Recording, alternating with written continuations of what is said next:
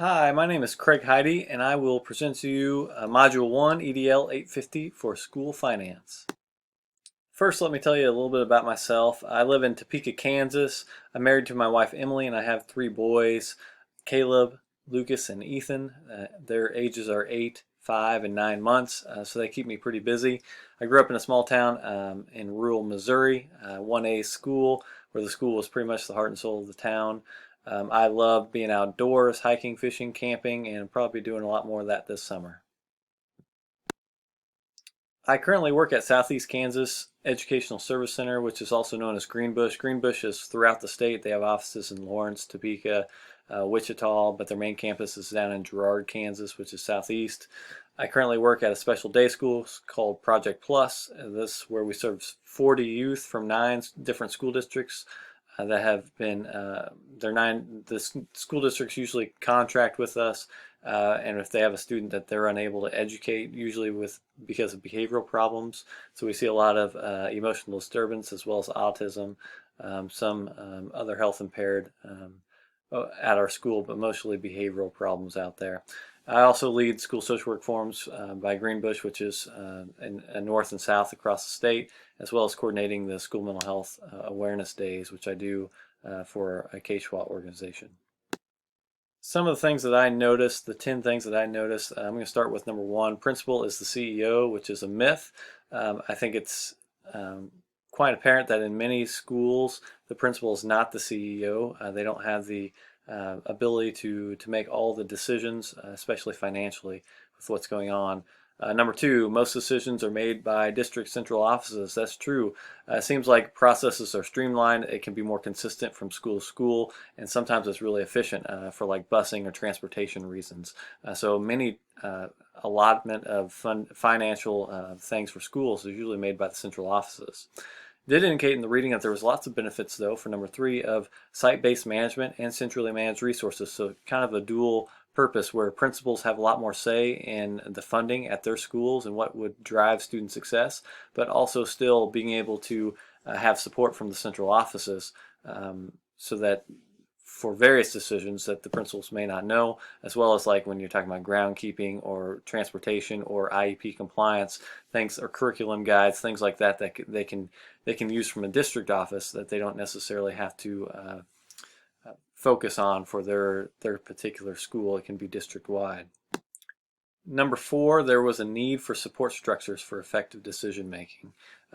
When we talked about IEP compliance just a little bit ago, knowing how you're complying with IEPs and other things like that, it's important to have systems in place so that you have other people that have knowledge and expertise in certain areas, so that you're not having to make these decisions without that. So you know who to go to from a district standpoint or from a school-based standpoint to help you make those effective decisions as a principal with your finances. Accounting needs to be ongoing. There's nothing better. Nothing worse than for a principal to start a budget and look at it at the beginning of the year and then not look at it towards the end. You don't know what your revenue is. Well, you know what your revenue is, but you don't know what your expenses are on an ongoing rate. And so that's something important to keep going. There are great, and that brings us to me number 6, there are great financial systems to help schools and building principals be organized. There's Sage, Zero, many other ones on one of the websites that we looked at that kind of help principals maintain a good balance and understanding of what their finances are throughout the year. Number 7, I thought it was also interesting that legislators really have a lot of influence over the budget with having little insight into schools. They're not in there on a daily basis. They don't know what drives student success. They just have an idea in their head, and they're the ones that's creating a school finance formula to know what's required and how much money goes where. So they have a lot of influence. Number 8, district policies impact the funding availability for principals. So not only do the legislators kind of have certain requirements where funding goes, but districts can do that too, and it kind of takes away the autonomy for principals to make financial decisions. Number 9, money is often a lot required for certain areas, leaving little room for flexibility. So with these requirements that are coming down from the district as well as state, it leaves little flexibility for the principals to make these decisions, and certain areas are already allotted, and so then principals are left with number 10, the lack of flexibility, which may not align to their priorities or for student success at all.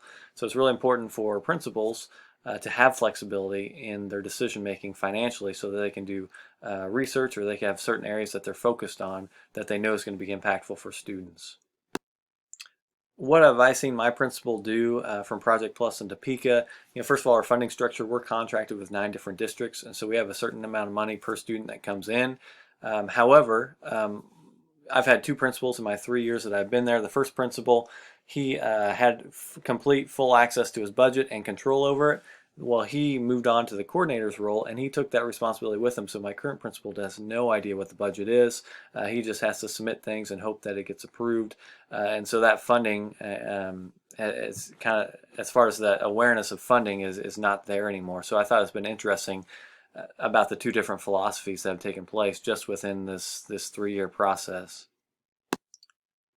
Some of my concerns would be no flexibility in spending, as we've kind of talked about, which is really important for principals to have autonomy and know what to focus their efforts in with their funding. Also, identifying the best financial strategy. You're going to have people vying for what money goes where, and I need to know and have systems in place so that I can check off and go through certain policies or things and rules that I have in place to know what's going to be the best for driving overall student success. One concern I have as well is just I just talked about in the last slide, not knowing my budget. I think it's important that principals have a budget, they know what it is, and they can handle that and know where they want to allocate those funds to throughout a year. And here's my last one, just the reference page. Thanks again. Looking forward to getting to know all of you during this class. Thanks.